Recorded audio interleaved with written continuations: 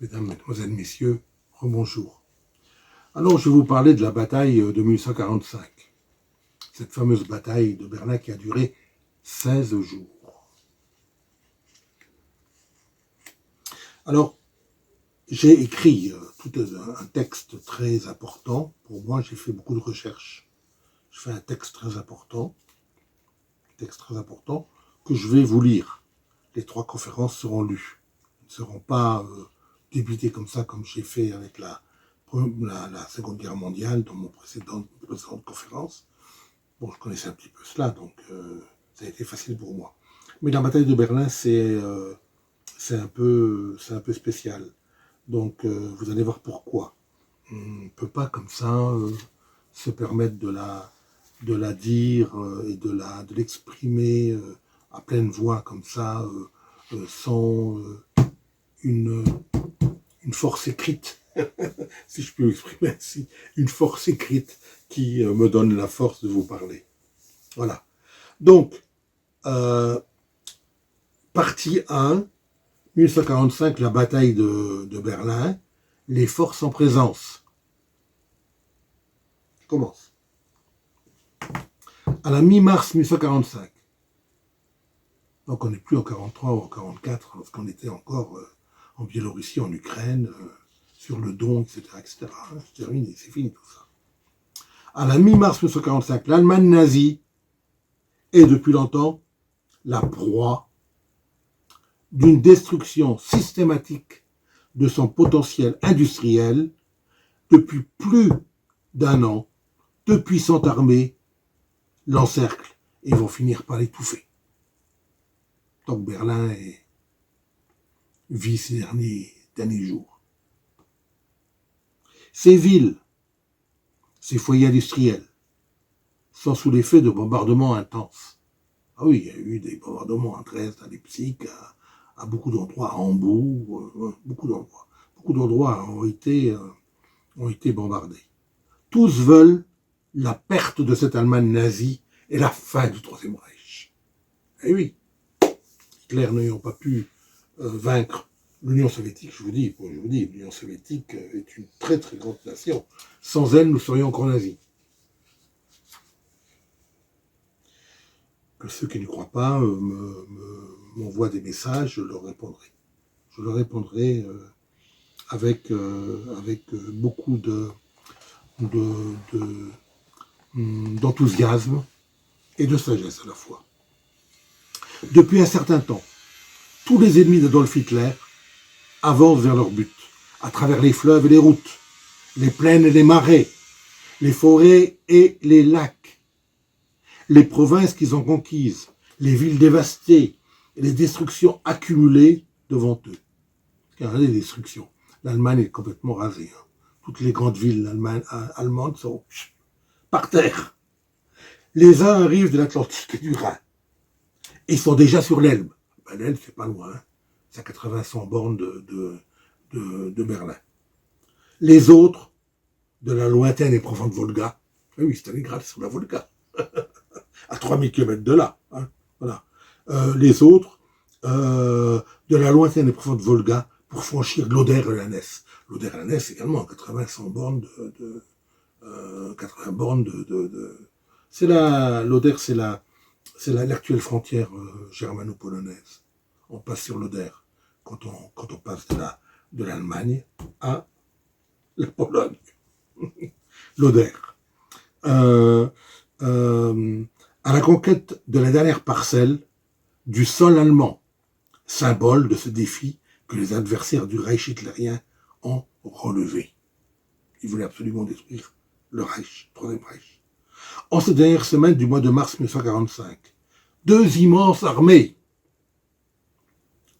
le plus gigantesque rassemblement de soldats, de chars, de canons, et leur phénoménale réserve de munitions, de carburant et d'approvisionnement de toutes sortes, avec l'appui d'une puissante et immense force d'assaut aérienne, convergent désormais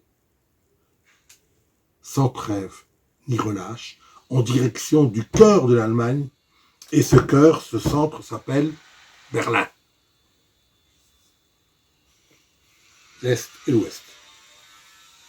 Il se rapproche de Berlin. À l'Ouest, 6 armées américaines et britanniques, une fraction des forces alliées appartenant à plus de 12 nations se tiennent prêtes à l'attaque. Depuis qu'au cours des 21 derniers jours, leur chef, Eisenhower, a franchi le Rhin et talonne sans interruption les forces allemandes en retraite. Et les forces allemandes, oui, elles se rabattent sur où? Sur Berlin. Où vont-elles aller? Vers la Bavière? Peut-être, vers les montagnes, d'accord. Mais bon, qu'est-ce qu'elles auraient fait? Elles n'auraient pas pu être ravitaillées et elles seraient mortes de faim. Donc c'était c'était assez intelligent que de revenir sur Berlin. À l'est, pendant ce temps, les divisions de l'armée rouge déferlent à travers la Prusse orientale, franchissent la Vistule, c'est un fleuve qui traverse une partie de la Pologne, hein, un fleuve très important, et s'enfonce en Poméranie, s'approche à moins de 100 km de Berlin. Pour tous, occidentaux et soviétiques, ce n'est plus qu'une question de temps. Danzig a été repris au Reich, puis Varsovie, Budapest, Cologne sont tombés. Cologne avec beaucoup de pertes américaines. Hein. C'est ce qui fera dire à Eisenhower combien de pertes y aura-t-il sur Berlin. Ben écoutez, général Omar Bradley lui répond 100 000. Bon, Berlin ne vaut pas 100 000 tués américains pour cela, non. Laissant ce travail aux Russes. Ils le feront avec beaucoup de passion. Eux qui ont été martyrisés pendant des années par le Reich. La Ruhr, c'est-à-dire à l'ouest de l'Allemagne, à la frontière avec la France et la Belgique. La Ruhr, plutôt que la France et la Suisse. La Ruhr, bastion de la toute-puissance industrielle et militaire de l'Empire hitlérien, est définitivement encerclée. Les divisions de la Wehrmacht reculent partout. Pourchassées, décimées, réduites à merci. C'est ainsi que février et mars sont passés. Le dernier acte approche. Ce sera avril. Toutefois, à cette date, mi-mars 1945, personne ne sait encore qui prendra Berlin. Les Soviétiques ou les Américains. Mais 15 jours plus tard, à 3000 km de là, au premier étage des bâtiments du Kremlin, vers la fin de l'après-midi qui, à l'Occident, est le jour de Pâques, 9 hommes s'entretiennent à mi-voix. Ils ont peur, ils tremblent devant Staline, ils tremblent tous. Tous ils pensent que c'est leur dernier jour et qu'ils vont être liquidés. Voilà. Bien que, au départ, après le pacte germano-soviétique, lorsque l'Union soviétique a été attaquée par l'opération Barbarossa, Staline a tremblé. Staline tremblait de peur. Il s'est enfui et il s'est réfugié dans sa datcha. Et il pensait, pendant 10 jours, il avait peur car il pensait que le poulet de bureau allait arriver, l'arrêter et le fusiller. Comme il refusait de croire que les Allemands attaquaient l'Union soviétique, il tremblait de peur, le pauvre. Et lorsqu'il a vu toutes les voitures du Politburo arriver, il s'est dit, ça y est, mon jour est arrivé, là je vais passer à la casserole, quoi. Ils vont me prendre par le col de ma chemise et ils vont me fusiller. Mais non, ces pauvres gens du Politburo, qu'est-ce qu'ils veulent? Ils veulent Staline, notre père, le petit père des peuples. Venez nous secourir, venez nous aider dans cette guerre contre l'envahisseur nazi. Venez, car tout le pays vous réclame. Venez à notre secours. Venez. Alors, mais 15 jours plus tard, à 3000 km de là, au premier étage des bâtiments du Kremlin, vers la fin de l'après-midi, qui, à l'Occident, est le jour de Pâques, il y a toujours un décalage entre le jour de Pâques chrétien, catholique, et le jour de Pâques chrétien orthodoxe. C'est toujours une semaine. Hein, voilà. Et le jour de Pâques, 9 hommes, 9, s'entretiennent à mi-voix autour d'une table d'acajou massif, occupant presque toute la longueur de la pièce. On a vu lorsque Poutine a reçu Macron, mais lorsque Poutine reçoit également tous ses invités, on voit qu'au Kremlin, les tables ne sont pas petites. Hein. Elles sont immenses. Elles font 5, 6 mètres de long, parfois. Elles sont gigantesques, ces tables. Il y a là Molotov, hein, le grand Molotov. Celui, il aurait dû être liquidé, lui aussi, avec Staline. Molotov, il a signé le pacte germano-soviétique qu'il n'y aurait pas d'agression entre Hitler et Staline. Jamais, jamais, jamais. C'était l'amitié, à tout va, à tout va. D'ailleurs, les Soviétiques ont aidé les Allemands pendant la campagne de France. Ils ont aidé, et bon, ils ont été là, présents, à côté d'eux, tellement ils se croyaient amis avec les nazistes. Il ne passera rien avec nous, parce qu'il y a un pacte qui a été signé en 1939. Mais en 1941, les choses changent. Il y a la Molotov, Malenkov, Beria, chef de la sécurité, qui a remplacé Yezhov, le nain, qui a été liquidé. Il sera aussi liquidé, lui, en décembre 1953. Il sera liquidé par Khrouchtchev et ses amis. Lorsque, bien sûr, notre fameux Staline mourra, car personne n'est immortel. Staline est mort le 5 mars.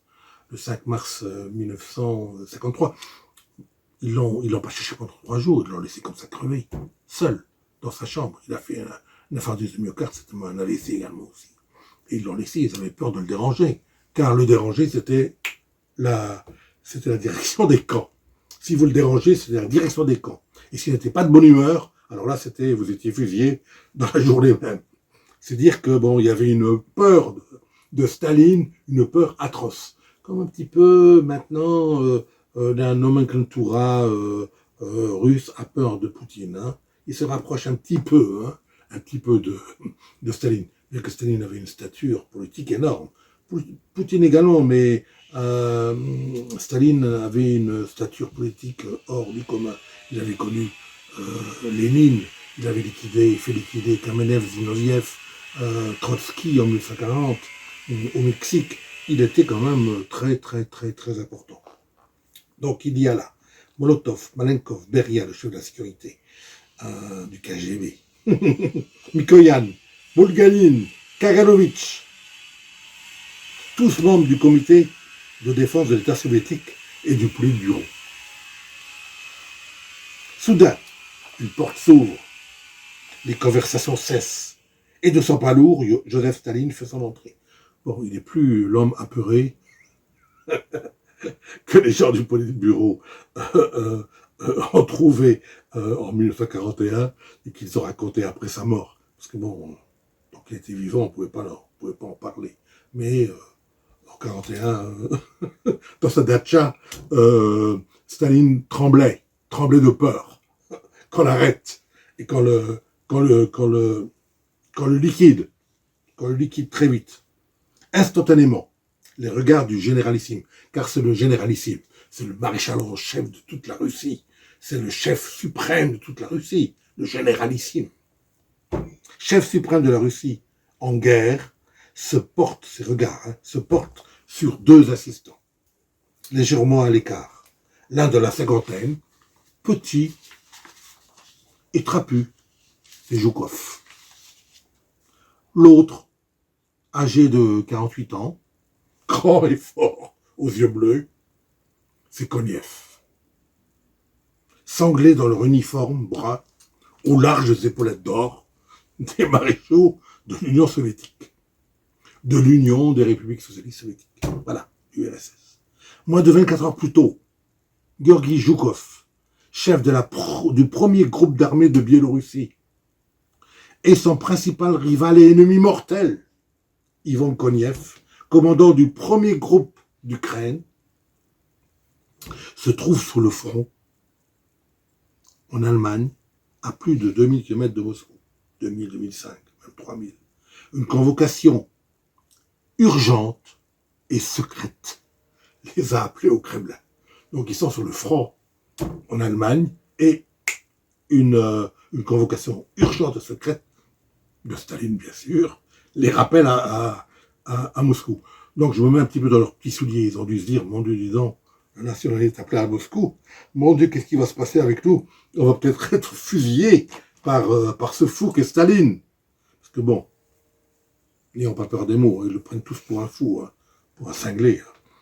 Ils ont peur de lui d'une façon incroyable, ils ont peur de lui, et ils pensent tous qu'ils sont se faire liquider. Même Beria, le chef de la sécurité du Reich, de l'Union soviétique, pardon, excusez-moi, c'est un lapsus, chef du KGB, le futur FSB, il a peur pour sa vie, bien sûr.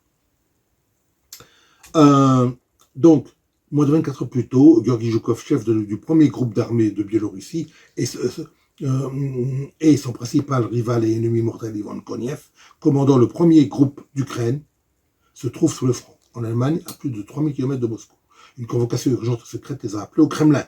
Après 45 mois de lutte contre Hitler, les armées russes se trouvent maintenant aux portes de Berlin, à moins de 2 heures de voiture de la chancellerie du Reich.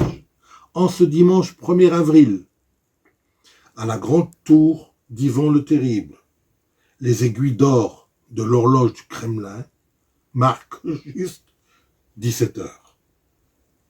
Sans préambule, la voix de Staline s'élève avec une nuance méprisante pour dire « Nos soyuzniki d'Amérique et de Londres ont donc l'intention d'arriver à Berlin avant l'armée rouge. » Il sait depuis Yalta, depuis février, depuis le rassemblement de Yalta, que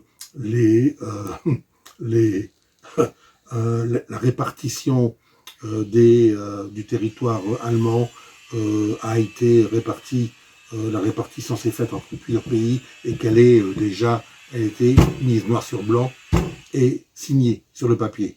Mais bon, il dit que les Alliés veulent arriver à Berlin avant l'armée rouge.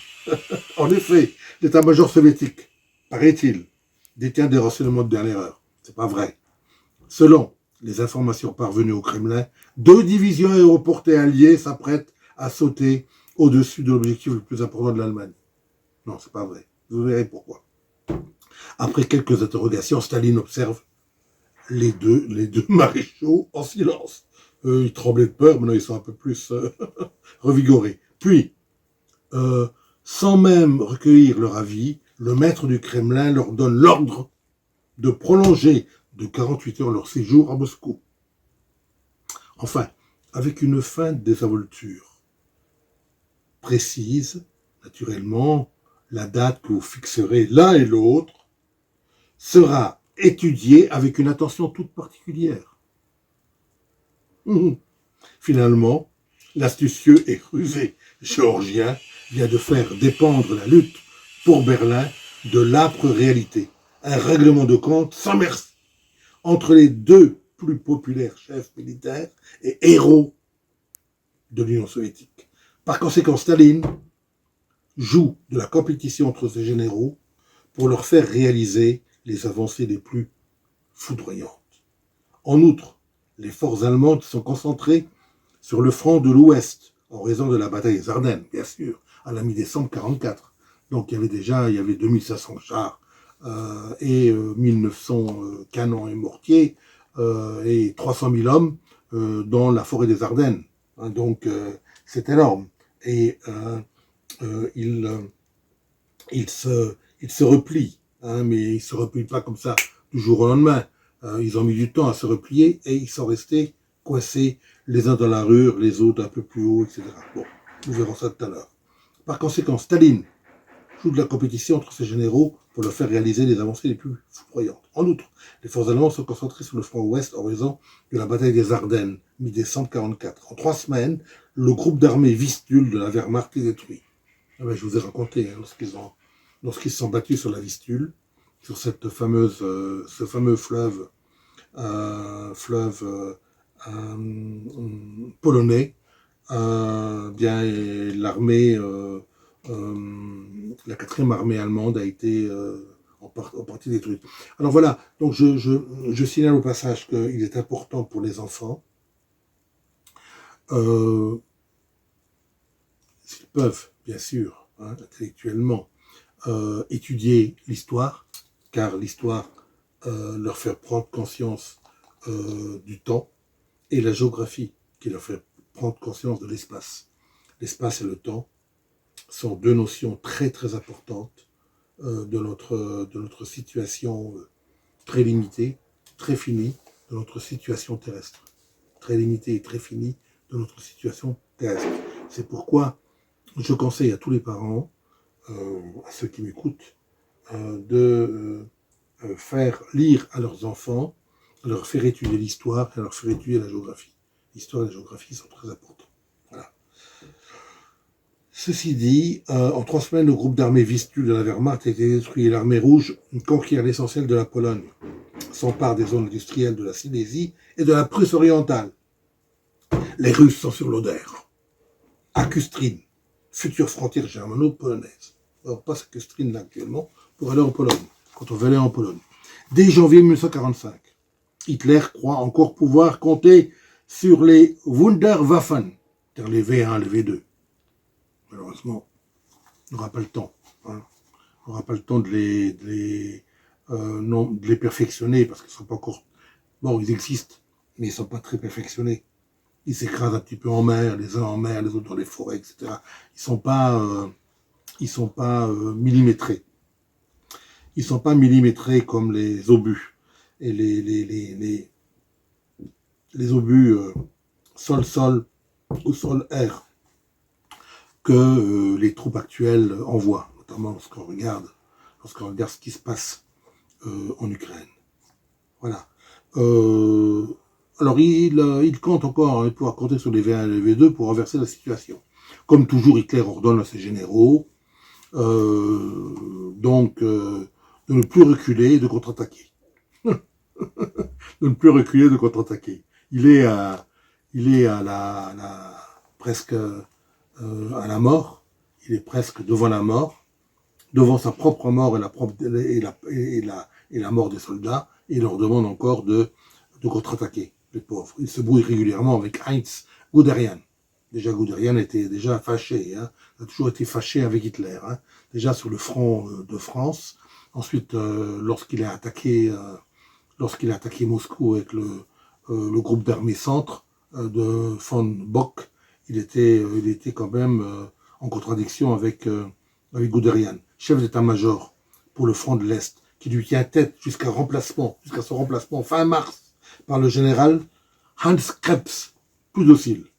Depuis la pénétration des troupes soviétiques sur le sol allemand, la panique s'empare des populations allemandes des provinces de l'Est. Je me mets à leur place. Des pillages, des meurtres, des viols collectifs sont rapportés, notamment par la propagande de Goebbels. Mais c'est pas de la propagande, vous verrez que c'est de la réalité. La réalité. Le paquebot, il y a un fameux paquebot dans la Baltique, Wilhelm Gustloff, rapatriant des réfugiés allemands, notamment la fameuse la patrie la patrie de Emmanuel Kant, Godberg, Kaliningrad, rapatriant des réfugiés allemands vers le sol germanique et torpillé par un sous-marin soviétique. Donc là, il y a eu à peu près 10 000 morts, il me semble. Les jeunesse italiennes ainsi que les unités de la Volkssturm, ce sont des personnes très jeunes ou des personnes assez âgées qui, on leur a donné ce qu'on appelle la bazooka, tire à un coup sur les tanks soviétiques. C'est une arme quand même assez redoutable. Ils avaient quand même à leur disposition une arme redoutable. Unité composée des dernières réserves sont intégrées aux forces militaires. En mars 1945, l'armée rouge conquiert la Poméranie, assiège Königsberg et Breslau et établit des têtes de pont sur la rive occidentale de l'Oder, à moins de 50 km de Berlin. Les forces alliées à l'ouest progressent à l'est du Rhin. début mars, la troisième armée de George Patton opère une percée fulgurante en Allemagne centrale. Le 1er avril, le groupe d'armée B du maréchal allemand Walter Model, c'est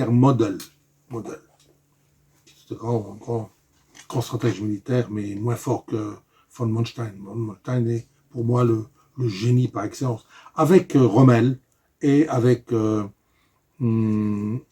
d'autres comme Hermann Hoth aussi. Bon, il y a eu quand même pas mal de maréchaux et de généraux allemands qui étaient quand même à la hauteur. Pas Friedrich Paulus, qui écoutait seulement les ordres imbéciles de Hitler et qui a conduit la 6e armée allemande vers les geôles russes. 90 000 en sont partis et aux alentours de 1955, lorsque les Allemands ont été libérés, il n'y avait plus que 5 ou 7 000 Allemands qui étaient encore vivants. Tous étaient morts, soit du typhus, soit de la malaria, etc. C'était un mec qui est complètement... Bon, il était décoré il est devenu feld-maréchal le 29 janvier 1943, mais bon, un peu bizarre, hein, un peu bizarre. Alors, le 1er avril, le groupe d'armée B du maréchal allemand Walter Model est encerclé dans la Ruhr. Les Alliés avancent alors plus rapidement que les Soviétiques. Les Alliés auraient pu être très rapidement à Berlin. Il y aurait eu beaucoup moins que les 100 000 viols qu'il va y avoir, etc. etc. C'est des choses pas possibles qui se sont. Il faut dire que les Allemands étaient aussi, lorsqu'ils étaient chez les Soviets, ils ont été quand même mortels. Ils ont été mortellement tristes. C'est-à-dire, ils ont été viols, meurtres, etc., etc. Les Einsatzkommando. On pourrait faire même une conférence sur les Einsatzgruppen, Einsatzkommando d'air, les trois fronts, le front nord, le front centre, le front sud, de l'opération Barbarossa. Enfin bon, c'est autre chose. On verra peut-être un peu plus tard. Ils sont susceptibles d'arriver à Berlin ou à Prague avant eux. Donc les Alliés sont rapides. C'est du reste ce que souhaitent Patton, Winston Churchill et le maréchal Bernard Montgomery, qui craignent un futur conflit avec les Soviétiques. Donc ils les ont pas liquidés en 1945. Ils auraient pu parce qu'ils avaient une armée énormément forte, les Américains, mais les Russes ne seraient pas laissés faire. Hein. Il y aurait eu, ça aurait été du carnage. Qui craignent un futur conflit avec les Soviétiques. Donc c'est Patton, le général américain, Churchill, l'anglais, et le chef d'état-major anglais, Bernard Montgomery. Mais à la conférence de Yalta en février 1945, les Alliés se sont mis d'accord sur leurs zones d'occupation respectives. Donc il y a eu des signatures qui ont été apposées. On sait exactement où on va, qu'est-ce qu'on va faire, que Berlin va être divisé en 4, les Anglais, les Français, les Américains, les Russes, etc. Bon, ok. Le territoire à l'ouest de l'Oder, comprenant Berlin, doit revenir à la mer Rouge. Le commandement en chef des Alliés, Eisenhower, souhaitant épargner des vies américaines, arrête l'avancée de ses troupes. Elles ne doivent pas dépasser l'Elbe, alors que Berlin n'est plus qu'à une centaine de kilomètres. Dès avril 1945, il est donc clair que ce sont les troupes soviétiques qui vont se charger de conquérir la capitale du Reich. Donc, voilà, Eisenhower s'est délaissé de cette capitale du Reich et il s'est dit que les Russes perdent un maximum de troupes, c'est pas notre histoire, c'est pas notre affaire. Les Russes ont 2,5 millions d'hommes, 41 600 canons et mortiers, 6 250 chars et 7 500 avions. Ils sont nantis, ces boucs. Les Allemands leur opposent 62 divisions seulement, 10 400 canons, 1 500 chars, encore 1 500 chars, et 3 300 avions. Car jusqu'en fin avril 1945, les usines d'armement allemandes ont été formidables d'efforts, d'héroïsme. Ils ont continué à faire sortir des tanks, des forces d'artillerie. Ça a été véritablement... Bon, c'était une hécatombe autour d'eux. Leurs usines étaient détruites, mais dans les sous-sols des usines, ils continuaient à remplir leur mission. Les Allemands sont véritablement un peuple très doué, très très doué. L'ordre de ne pas traverser l'Elbe est donné le 15 avril, 3 jours après la mort de Roosevelt. Du côté soviétique, Staline a caché à ses alliés et même à ses commandants que Berlin est un objectif militaire. Et son objectif militaire. Il a caché. Donc il ne dit pas que Berlin c'est le plus important pour lui.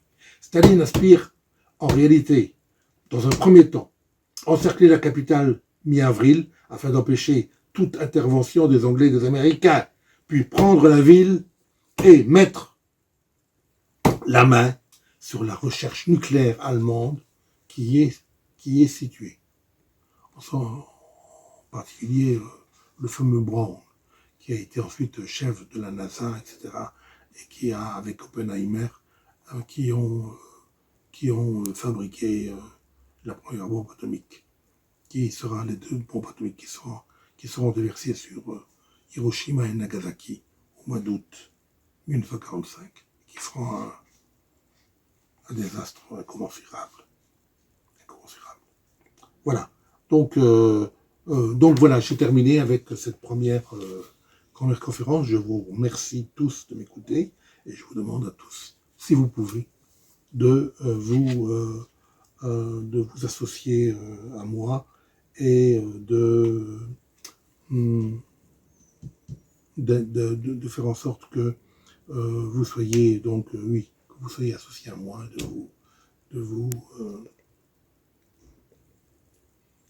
enfin vous avez compris, voilà, vous avez compris. À très très bientôt. Abonnez bien sûr, abonnez. Les abonnements, pardon.